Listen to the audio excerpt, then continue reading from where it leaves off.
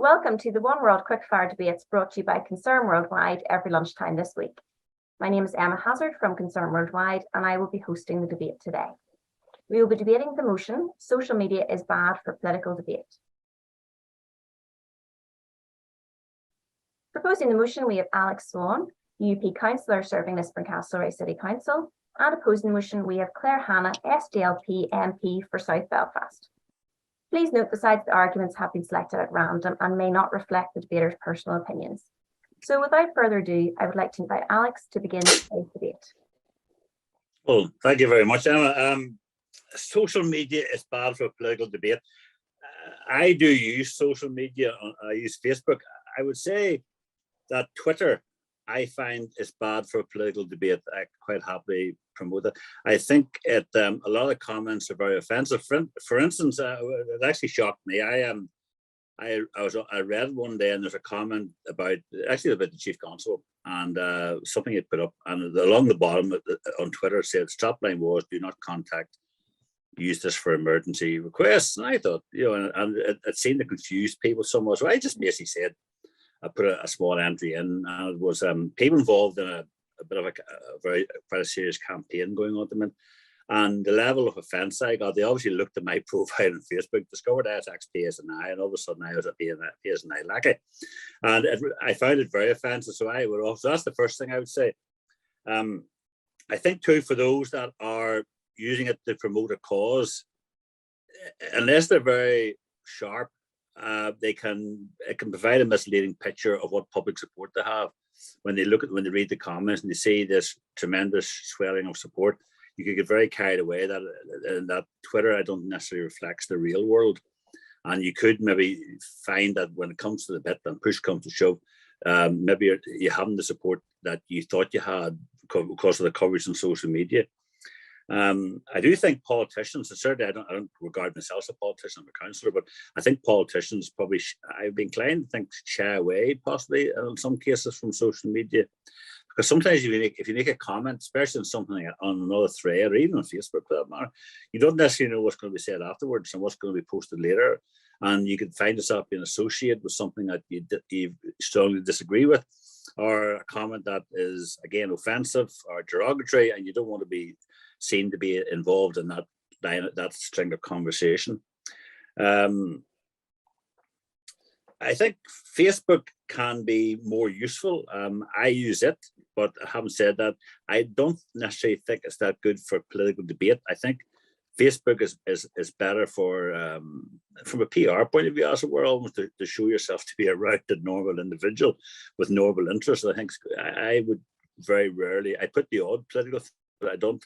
I think those that allow it to be dominated by politics probably don't get the same return as they would do if they provided more human. But certainly Twitter, I don't use Twitter. I do have it on my phone. I maybe look at it, but I don't comment on it. I think because I think it's just the tone can be, I think, offensive and annoying, and I think it's just it doesn't do anything good for my blood pressure. So over to you, Claire.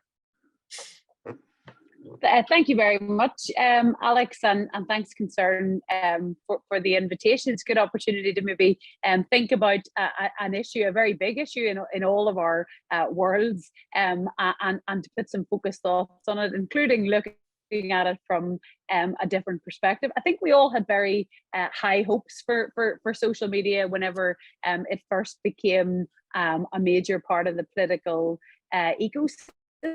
We probably, those of us who are old enough to remember the Arab Spring and the growth and the promotion of really hopeful protests. We remember turned over data, for example, on transparency issues around MPs' expenses, and groups of people worked together to change a rule that needed changed. And we saw organisers building networks to really capture and articulate public opinion, and high profile and necessary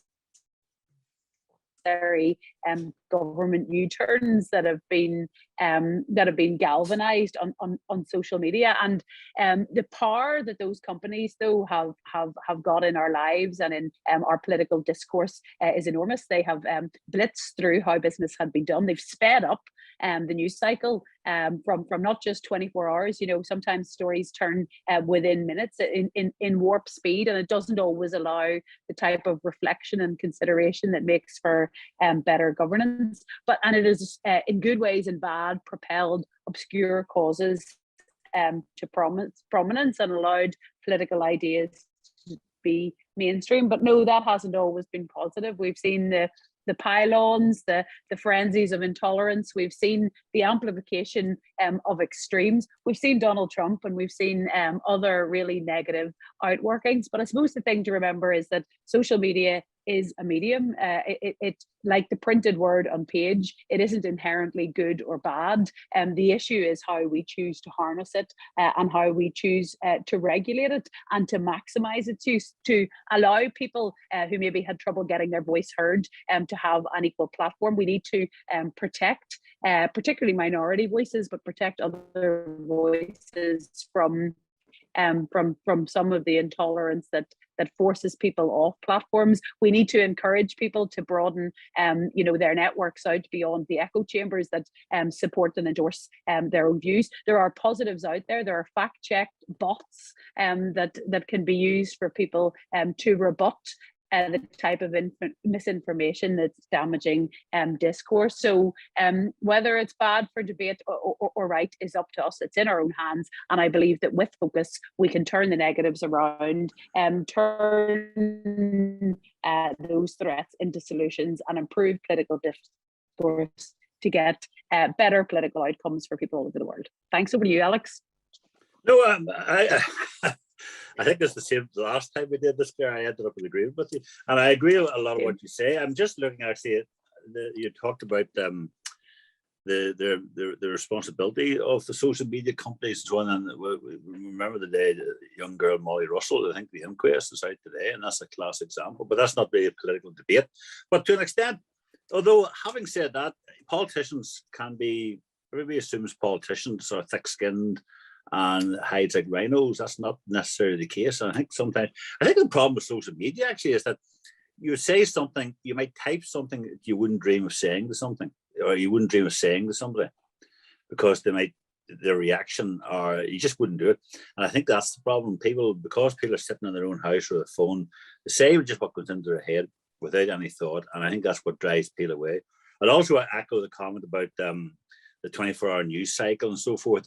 I don't think social media often encourages a deep debate into the finer points of something. It appeals to the superficiality of things, and it allows people who don't really think much about politics or don't think much about what's happening in the world just to make a quick comment. You know, why don't politicians all go away, or why don't they just do this? Why don't they just do that? There's no debate as to why. There's a reason why they don't do it, but there's no discussion as to that reason. It's just, wishful thinking. But that's what I say in that respect.